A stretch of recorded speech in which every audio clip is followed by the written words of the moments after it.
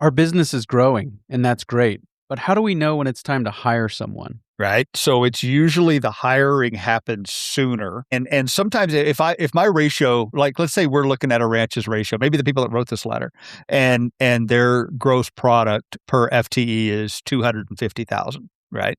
There might be an argument to tell this ranch, you actually need to make that ratio worse by hiring somebody in order to do the things that you need to do to improve that ratio. And once we have them, how do we keep them around long term? I'm more of a fan of surprise incentives, and this is what I mean by that. So, some businesses might say, "Oh, every year here's your Christmas bonus," right? Well, now people expect the Christmas bonus, right? And last year it was $1,000. This year it was $500. So I'm mad, right? So you want to be careful with those kind of things. What is nice to do is to say, hey, we just had a big win when we did whatever it is, and as a team, you guys all had a role in that. Here's $500 for everybody on the team, right? Go do something fun, or maybe even more than money. Here's tickets to go see. Maybe you like to go to shows or something. Here's tickets to go see a show, right? Here's gift card for you and your wife to go out, right? Whatever you might like. Those kind of things are remembered more than the automatic bonuses that fairly quickly turn into expectations. We're going to discuss all that and more on this episode 492 of the Working Cows podcast with Dallas Mount, brought to you by the Arrow L Ranch and the Wineglass Ranch. Welcome to the podcast that gives producers a platform to discuss and share paradigm-challenging practices. Practices that have increased the effectiveness of their operation and the joy that their families have received from this lifestyle.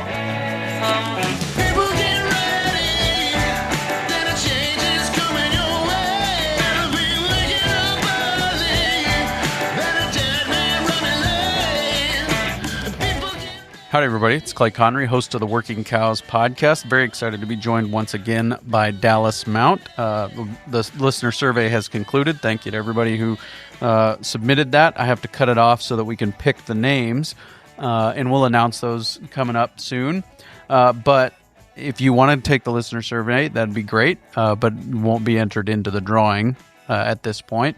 And we'll have another one, Lord willing, in the future. But one of the things that came out of that listener survey is we want more Dallas Mount. And so here I am, giving the people what they are asking for. And of course, Dallas Mount is the CEO of Ranch Management Consultants. They put on the Ranching for Profit School and the Executive Link program.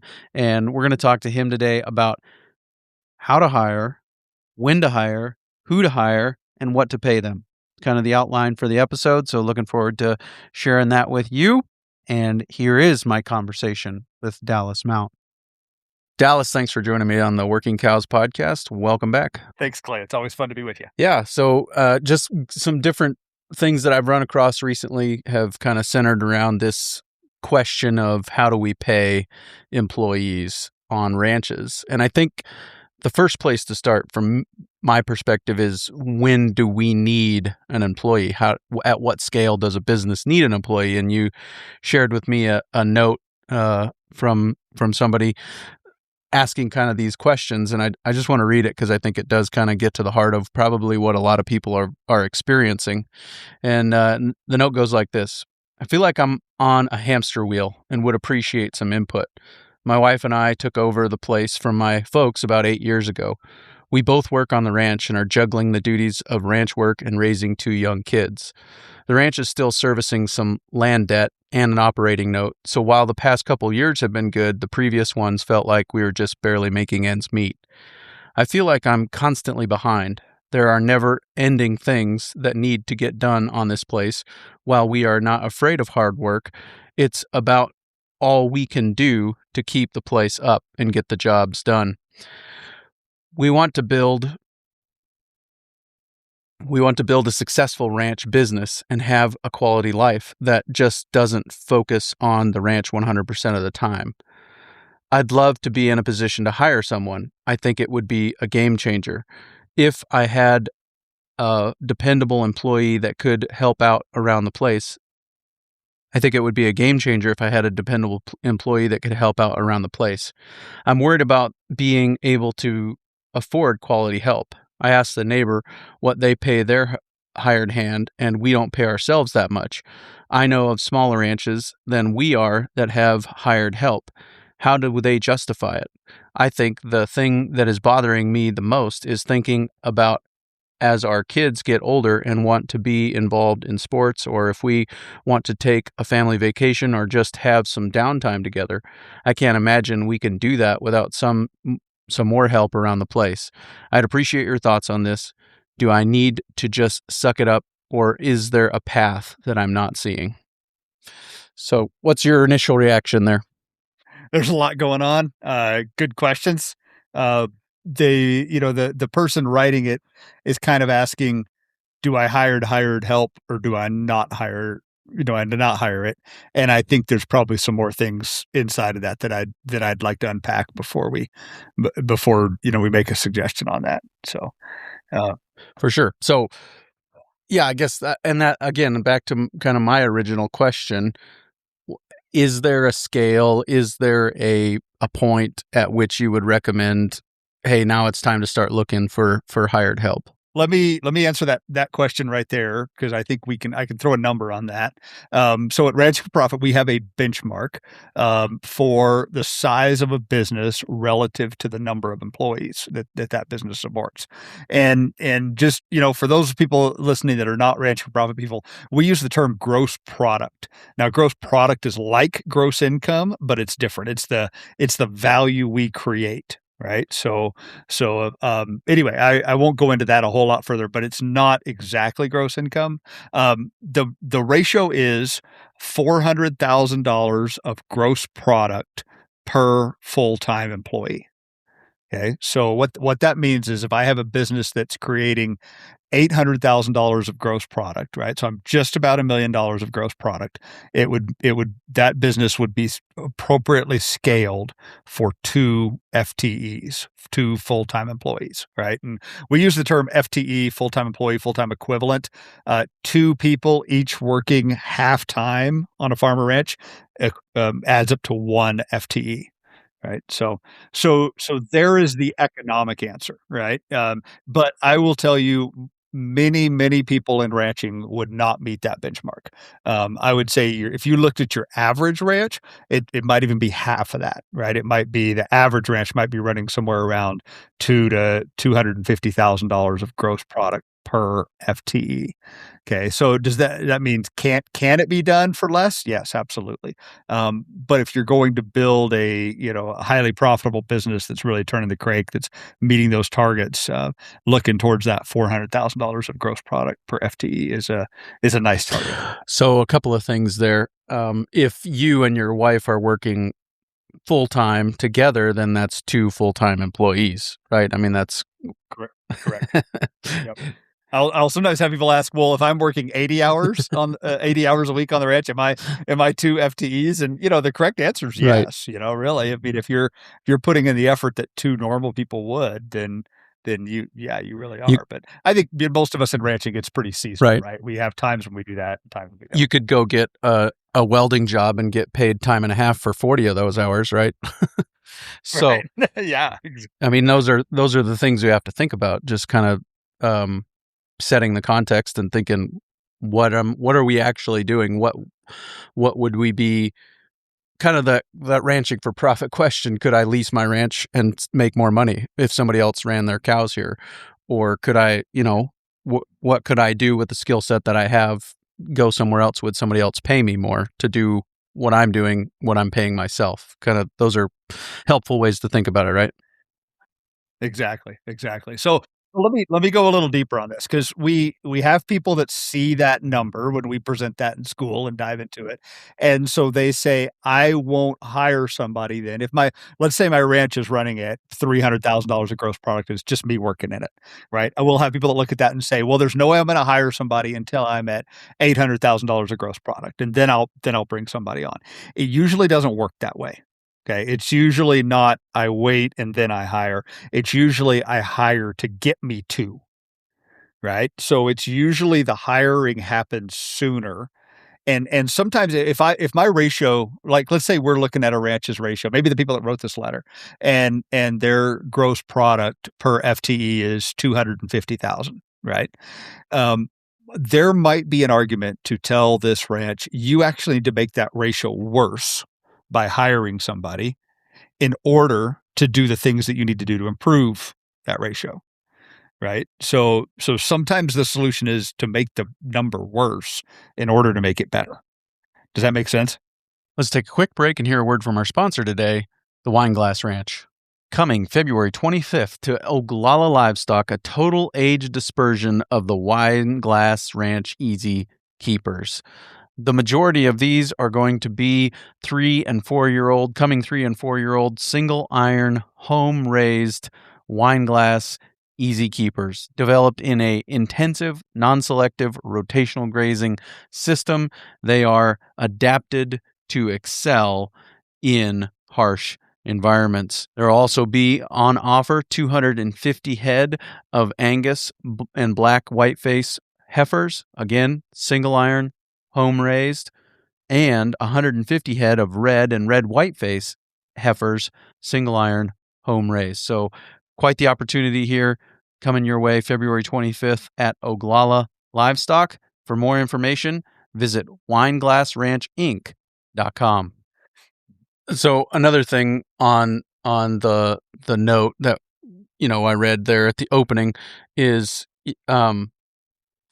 we want to think about what is actually required. What are the required jobs and ways to maybe become more efficient at what we're doing and not be as labor intensive. Maybe is that common that there are ways that we can become more efficient and that alleviates some of the labor requirement? Yes, that's exactly what I was thinking as I listened to that letter and thought about their situation. Is there's two paths here, right? So I would ask this person, what do you want this business to be, right? As we look forward 5 years, 10 years, what do we want from this farmer ranch? A lot of people would answer that of, I want it to be a place where I'm working with family, where we're creating opportunities for our kids, where it's very like inward looking is the way I would put it, right? It's about my wife and me. It's about us and our kids. It's not about being outward looking, right? If that's the case, then doing the whole hiring outside people and all that might actually not create the life and the business that they want, right? There are downsides to having employees that are non-family members, absolutely. If this person said, you know what, I want us to have a life where, the family is able to go places. We do things that don't just revolve around the ranch, right? We're doing this, we're doing that. Maybe it's about creating opportunities for others. Maybe it's about creating opportunities for the community, right? Maybe it's about being more outward looking. And if that's the case, then I'm going to say, okay, we need to figure out how to hire people, right? Because that's going to be part of the path at some point. So rather than wait, let's start doing it now. Because just like anything new we do, we're going to stink at it for a while before we get good. Right. So I would say, let's go ahead and do that. Let's hire some people. We're going to be a crappy boss probably the first few times. We're not going to be very good at onboarding employees, at supervising, at bringing them on. So let's go ahead and do that now, so we can learn to be good for when we need to be. So certainly, and it brings to mind, the E-myth. What are we? What are we? Are we a business owner? Are we self-employed? Are we an investor? Or are we an employee, right? And at this point, this couple sounds like they're in the self-employed, right, and looking to get to the business owner place, and that kind of changes the way you're thinking about things, right? Like you were talking about, if our business is externally focused, then we're going to need to hire people to free ourselves up to be involved in the community, right? And so I think that's part of what we're talking about here, right? you brought it up, and I probably didn't go there very much, but let's think about just the things going on this ranch, right? The people that are writing this letter are busy, right? They got a lot of stuff going on. They're feeling like I think they said they feel like they're on a hamster wheel, right? Just running. I bet you everybody listening to this podcast is busy, right? We're all busy. So I really important to start looking into those things that you're doing. The most successful people I know have quite a bit of downtime, right? So they have been very intentional about structuring their life to have time to think, time to reflect, right? Time to make big decisions. You rarely see really successful people who are just running from one thing to the next all the time, right? But that tends to be the life that we create ourselves. There's a really interesting podcast that came out that I listened to when we started going to the UK. I think it's called The Pasture Pod, a guy named Michael Blanche, and he did a whole series of podcasts on this time management stuff on farming and ranching. It was super interesting. So like your average farm in the UK runs like 100 cows and 200 sheep. Right. So, and that's like a full-time job for somebody, right? Now you look at your average ranch in the West, and it's probably 200 to 300 cows per person. And there are ranches that are running 1,000 cows per person, right? So why does it take somebody full-time to take care of 100 cows and somebody else can take care of 1,000 cows as a full-time job, right? It's probably because we've designed these businesses to have lots of little things going on, right? And just we're running around doing this little thing, and then we're doing that little thing, and then we're doing over here doing this little thing, right? Rather than looking at, okay, what are the few things I can do that really create a big difference in my life and my business, really move the needle. So are there things, I mean, is it as simple as, finding a list of things that we can stop doing, coming up with that to don't list rather than the to do list, or what does it look like to increase the efficiency? Yeah, I think that's part of it, right? I think we really need to scrutinize when we go out of the house, what is the thing that we're going to go do, and what is the difference that it makes in the business? Okay, so I know for me, several times when we're moving fence and doing that kind of stuff, I've actually sat down and calculated what's the hourly value creation of me going out there and moving that fence. Right. How does that move the needle in the ranch? When I'm going to go, do the next thing that I'm going to do, what is the hourly value creation that job is creating? Most of us, if we look at the things that we do on a daily basis, there's a few things that create a lot of value. And then there's a lot of things that are just piddly, right? We're just piddling, right? So we got to eliminate that piddly stuff. We got to lean into that stuff that's actually creating that value. And it's the same thing in my business in RMC, right? There's a lot of the times the phone rings and we take half a day to do something, and hey, you know what? This really didn't create any value for RMC. And then there are these things that we do that man, we got to get these things right, because this is where we're making our difference. So it's any job like that. So just kind of a critical thinking exercise about what am I doing and what difference is it making? Right. The challenge is that most of us have this internal paradigm in our mind that we get our self-worth from our physical involvement in the jobs that we're doing. Right. So if we're not physically busy at most moments during the waking hours, we don't feel validated as humans. Right. And we need to get over that stuff, because that's plugging up our decision.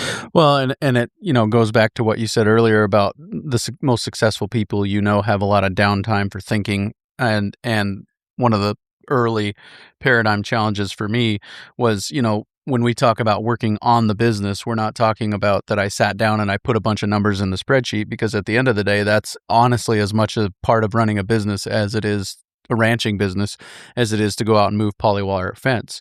And what Dave Pratt said was, working on the business is sitting under the tree with your favorite beverage and quietly thinking about what the future of the ranch could look like. That's true working on the business, right? Yep. There's certainly both of them, right? We need the economic strategy, and we need the dreaming and visioning and being reflective.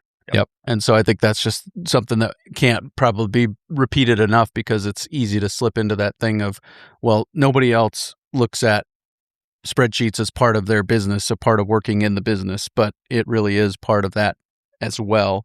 And then what we get from that gives us tools and data information that we can use to make decisions about where do we want to, what do we want to do more of, what do we want to do less of, based on what the information that we got from the data entry is telling us, right? Right. That's it.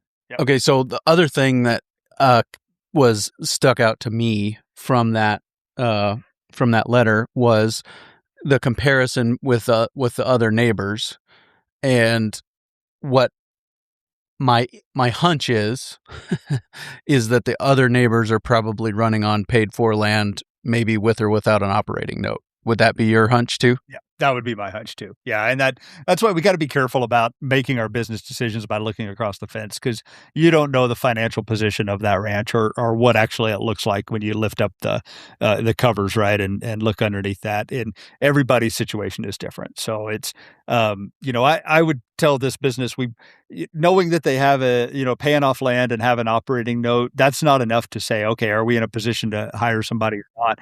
We've got to look at some more details of this ranch's financial position. We got to look at their economics, right? Maybe there are some targets that they want to set for themselves and says, hey, when I get to this many days of working capital, when I get my debt coverage ratio running at this level, right, then that's going to be the sign that I'm ready to pull the trigger to hire someone, right? And I think we'd all have different comfort levels for where those things are. But I think there are some key metrics that we could establish and then say, okay, here's where I want to get before I have the comfort to pull the trigger on this, and then I'll do it. I think that would be a smart way to look at that. Let's take a quick break and hear a word from our sponsor today, the Arrow L Ranch. Arrow L Ranch offers a unique option for those looking for bulls that are developed in a forage-centric operation. Their February 8th online sale with DV Auction will feature coming 2-year-old multi-breed composite bulls that are developed on grass and forage. The bulls come with a 4-year warranty and offer the simplest crossbreeding solution available. If you want to easily leverage the power of heterosis in your cow herd and add marketing flexibility to your calves, find the Arrow L Ranch sale page on DV Auction, closing February 8th. Are there other things or big pieces to this actual decision to move forward with hiring someone that you would say, from the economic perspective, that you would say this is something that needs to be said here before we move on to some other looking at this from some other angles? I think if I were sitting on the board for this business, I'd want them to show me a path where it works, right? We need to have, we can't just go launching off into the dark blind saying, oh, let's just hire somebody and it'll all turn out right. Right? That's just naive optimism. Show me a path on paper that makes this work. So let's say we do bring on, and the person writing the letter was looking for like a high quality a full-time hired person, right? So let's say in hiring that person, they're going to absorb $100,000 a year of additional costs, right? That wouldn't be out of line. That might be paying somebody a $50,000 salary, and then all the housing, the utilities, everything else that comes along with it is another $50,000, right? So $100,000 more cost in hiring this person. All right, great. Maybe we can't afford it now. What does the business look like in order to afford it? Oh, I think if I had that person doing here, I could spend this time here. I could go pick up an additional lease because now I'm going to have time to go out and have those conversations. I'm going to have time to sit down and actually look at the things that we're doing and make decisions on what do we stop doing? What do we start doing? What do we, where do we liberate capital that's non-productive to redeploy, right? So if you could paint me a path for here's what it looks like to cover this, then I'm in. And maybe that path isn't year one. Maybe it's not profitable year one. Okay, I'm fine with that. Are we in a financial position to show it profitable by year 2, 3? Yeah. Right. So I think I'd want to see that. Okay. So I think we've kind of answered the first of 3 questions that I had in mind for this episode, and that is when to hire, right? The next 2 questions are who to hire and what do I pay them, in my mind. So you can pick where you want to start. All right. Who to hire? Oh, interesting. And I think from my perspective, I had a recent conversation on this topic, and it was actually one of the things that prompted me to reach out to you and say, hey, let's have a conversation about this. I think hiring character is more important than hiring skills and previous experience. Would you agree? Yeah. Yes, I would agree. That's been my experience over the years. All the ones we hired, who to hire. So I've done it right. I've done it wrong. I've been around a lot of businesses that have done it right, and some businesses that have done it wrong. So here's some lessons from that. The ones that tend to do it wrong tend to shoot from the hip, and they tend to say, "Hey, Steve down the road is looking for something. Maybe Steve would be a good fit for us, right?" And so they just bring on Steve. Okay. The ones who do it right tend to sit down on the front end and say, "Okay, what are we looking for? What is? Let's describe the right person that would fit in with us, right? What are the results that this person's going to produce?" Okay. Maybe I would lean away from what are the daily duties that they're going to be doing, because those duties might change as you reevaluate what you're doing, right? What are the results that they're going to be producing? What kind of person would be a good fit with us, right? Are we interested in training somebody that's starting from scratch, or do we want somebody? Is it going to drive us nuts when we pull up and have them open the gate and they don't know how to open a gate, right? Is that going to make us pull our hair out? If that's the case, maybe you do want to look for somebody with a bit more experience. So I think those are some basic questions. So what we encourage everybody to do is draw up a position agreement.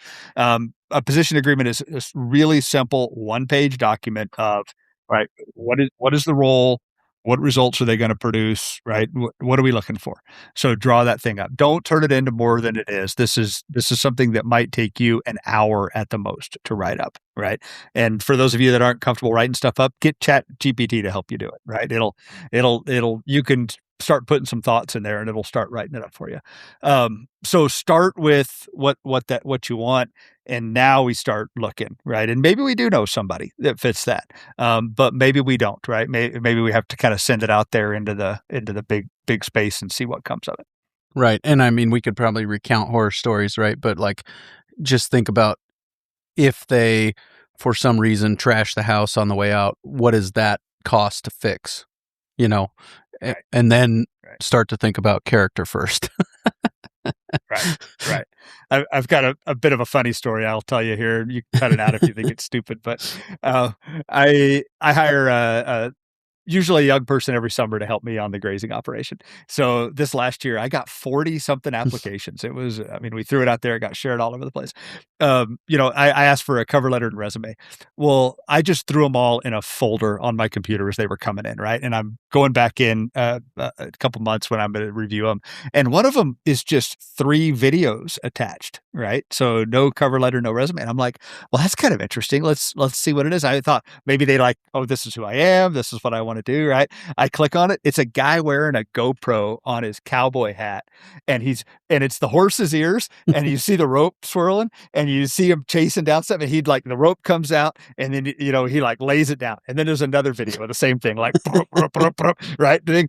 And I could just imagine in his mind when he applied for this job, he's like, "Oh, this guy wants me. I'm going to send him these 3 videos sent. I'm going to expect a call tomorrow, right? This guy's like going to hire me tomorrow. Like I can rope stuff. I'm totally in on this thing." And I'm like, I even said in the position thing, like, this is not a horseback kind of deal, right? This is more of a fencing and livestock care job than roping stuff. So, but anyway, those are the kind of people that are out there looking for stuff. Yeah.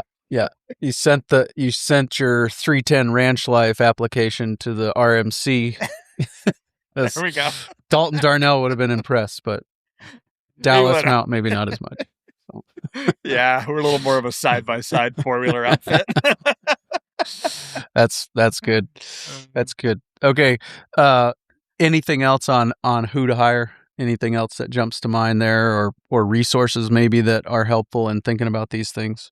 Yeah, I think I would just encourage people. There are a lot of young people out there who would really like an opportunity in agriculture, but they're not going to have the experiences, right? They're not going to come with a large depth of. You're going to have some of those folks who spend the time and talk with them, call their references, see if you can figure out if it's going to be a good fit or not. Some of those folks, it's not going to be a good fit, right? But then inside of that are some real gems. I had a young man that worked for me this year that was just incredible, super hardworking, outstanding, thoughtful, could get himself out of a jam.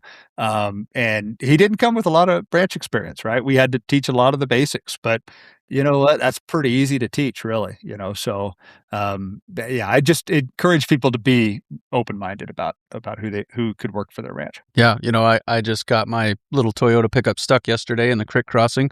It's got a culvert in it, but it was not as dry as I thought it might be after the wind. And so now we're just waiting for the freeze to come tonight so we can pull it out tomorrow. But, more accelerator isn't always the way to get out of a jam, so. That's right.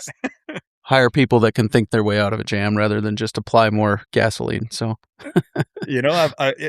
snowmobiling when I was a young man, we used to always use the saying, when in doubt, throttle out. So yeah, that's probably not what you did, is it? Right. Yeah.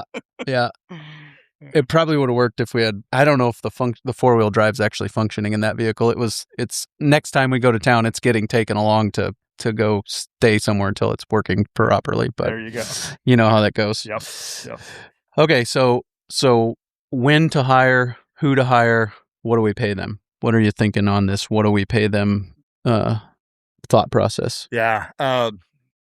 Pay. Yeah. Interesting question. So we tend to, I see people that put these huge numbers out there of like, oh, I'm not going to get anybody unless I pay them this.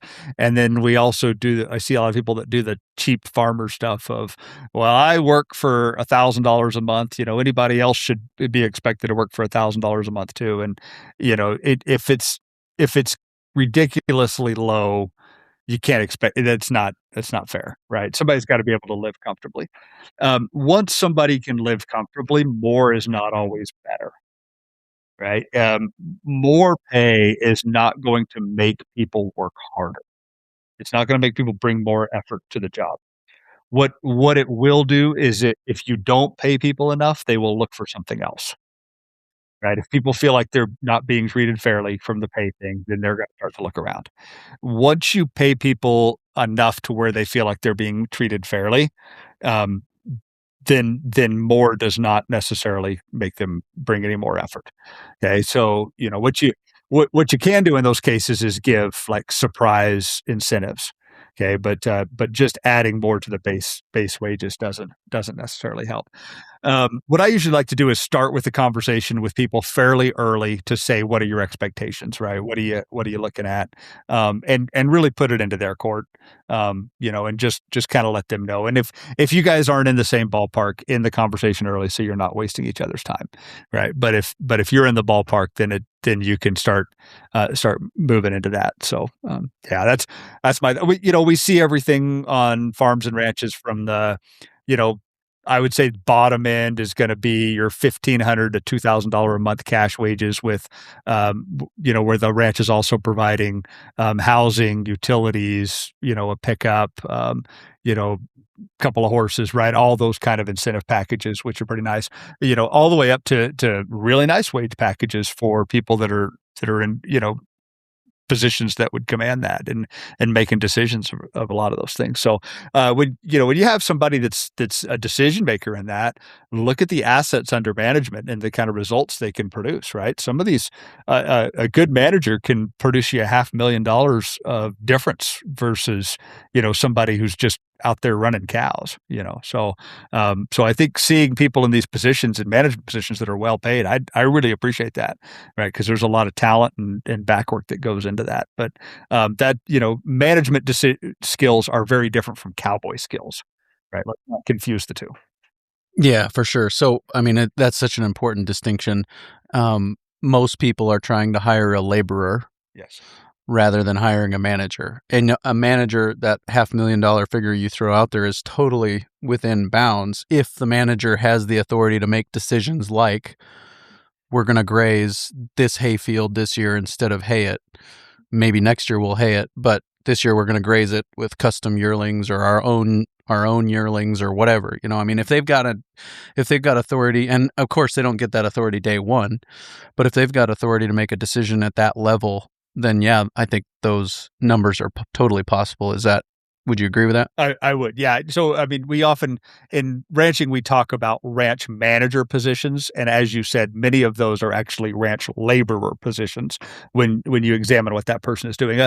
A manager is somebody who puts together budgets, who puts those budgets forward for approval, who then, once they're approved, who implements those budgets, who decides, are we going to do this enterprise or that enterprise?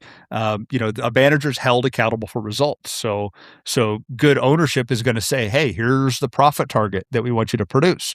And a manager is going to be held accountable to produce those results. Managers are going to decide what's the overhead structure of the ranch, right? How many employees are we going to have? What are we going to pay those employees? What kind of tools are we going to give them so they can get their job done, right? So those are the decisions management is making. And oftentimes when we talk about farm and ranches, we use the word management flippantly, right? It's we confuse labor and management. Yeah. I guess then you talked earlier about incentives. And you use the word surprise incentives, unless I misheard you. Would you build some of those incentives in, like on the front end? Hey, it's $2,000 a month base pay. If we accomplish X, here's the incentive. Would you do any of that on the front end or not? You want to be really careful about doing those. What you're going to, so let's say I've got a conception rate incentive. You're in charge of the cattle in the place, right? And I told you, all right, if you get a 85% conception, you get no bonus. If you get a 90% conception, oh man, you get an extra 20% of pay, right? I've just set myself up for some dangerous things, right? As the owner of this ranch, because conception Here comes rate, 3 truckloads of hay. there you go. Yeah. Anybody can get more conception rate, right? Just feed the things more, right? And yet we can drive down ranch profitability while doing that. So you want to be if you're going to do those things. I'm really not a big fan of them, to be honest. If you're going to do them, you want to be extremely thoughtful about what metric you're tying those things to. I'm Right. more of a fan of surprise incentives, and this is what I mean by that. So, some businesses might say, "Oh, every year here's your Christmas bonus," right? Well, now people expect the Christmas bonus, right? And last year it was $1,000. This year it was $500. So I'm mad, right? So you want to be careful with those kind of things. What is nice to do is to say, hey, we just had a big win when we did whatever it is, and as a team, you guys all had a role in that. Here's $500 for everybody on the team, right? Go do something fun, or maybe even more than money. Here's tickets to go see. Maybe you like to go to shows or something. Here's tickets to go see a show, right? Here's gift card for you and your wife to go out, right? Whatever you might like. Those kind of things are remembered more than the automatic bonuses that fairly quickly turn into expectations. Yeah, I appreciate it. Anything else that comes to mind? Anything else that you really think needs to be included in this conversation as far as paying employees and some of those things? Yeah, couple thoughts. Share with your employees their total compensation package. So when your hired person on the ranch makes $2,500 a month, and so they're talking. So that's what is that $30-something thousand a year cash wages. When they're talking to their buddy who works in town, and they say, "Oh, I'm making 60." Right. But you need to share with them, okay, wait a minute. We're also providing housing. We're also paying your utilities. We're also paying, this, right. So that they can compare apples to apples, because although we think people can make those conclusions, they often can't. So you want to make sure you're sharing that with your folks. The other thing I would say is, we're talking about employees. Put these rules in place for family members as well. This is really good stuff to use for family members. Just because someone shares your last name doesn't mean you don't treat them like any other employee, right? So if your kid is working for you, you want to pay them fairly as well, right? And the whole idea of unpaid and sweat equity and all this stuff, it's a really dangerous road to go down. Now, if they're earning shares and they know what those shares are and they're very clearly outlined, then absolutely that's part of the compensation package. But a a empty promise of someday we'll settle it up, that's a terrible way to do it. So yeah, and lastly, do this for yourself. If you're an owner of a business and you're working in it, you should be taking a draw from that business of what it would cost to replace the work that you do. And there's all sorts of reasons why you want to do that. Is it the most tax advantageous thing? Probably not. Get over it. Okay. Taxes are a terrible thing to let drive business strategy. So, yeah. Yes. Yeah. Somebody told me the other day you're stepping over 70 cents to pick, or stepping over $1 to pick up 30 cents or something like that. Right. So yeah. So. Yeah, for sure. Anything or resources on like employment agreements or any of that kind of stuff that you would recommend? You'd mentioned Michael Gerber's E-Myth stuff. There's a lot of good resources out there on that. The book Traction, and a lot of the resources that follow that. Dave Ramsey has stuff out there on these kind of things as well. A lot of those different coaching organizations are going to have some of those things. We have those things for people that've been through our program that are out there to help them do that. Hiring employees, retaining quality employees, onboarding people, doing this stuff. This is a lifelong pursuit, right? This isn't something that you listen to an hour-long podcast on and you're like, oh, I got it, right? This is something that takes, forever to become good at. So just recognize that the first few times you do it, you're probably not going to be very good at it. Be self-critical, be thoughtful about how can I improve. But it really is the secret sauce, right? We in agriculture spend so much time talking about all the little nuanced stuff in the business, right? What kind of cows do you run? What kind of grazing system do you have? At the end of the day, that stuff is very, very minor compared to how do I get good people that want to come be a part of this, and how do I keep them, and how do I create a system where you're always going to have some level of churn, right? People leaving, people coming on. That's just part of having a business, right? So how do I onboard people? How do I, part of hiring good people is firing the wrong people, right? The worst thing you can do is keep a bad employee. They're going to make all the other good employees resent you as the boss. So right, that's a whole nother talk around this thing is if you want to keep good people, don't keep duds, right? As Dave Ramsey said, if you want a stable of thoroughbreds, don't have a bunch of donkeys around, right? I think that's the way he puts it. So that's a really nice way. So anyway, those are some short thoughts on that. Yeah, thank you. And when you're thinking about trying to find somebody to fill a position, and you are tempted to say things like nobody wants to work today, or there's nobody out there that'll stick with me, maybe not looking at the local dive bar or the Sail Barn Cafe, that's not the place to look for the help that you're wanting to find, right? Yeah.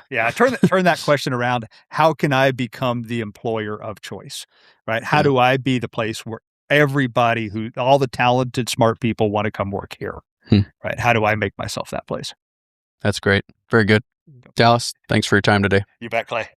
Very good stuff there with Dallas. As always, appreciate his perspective, the wisdom that he has from so many different looks at so many different operations over the years, all the way back to his time with Extension and even now, sitting across the table from so many ranches and looking at their numbers and trying to figure out how to help them make the best decision for their ranch going forward.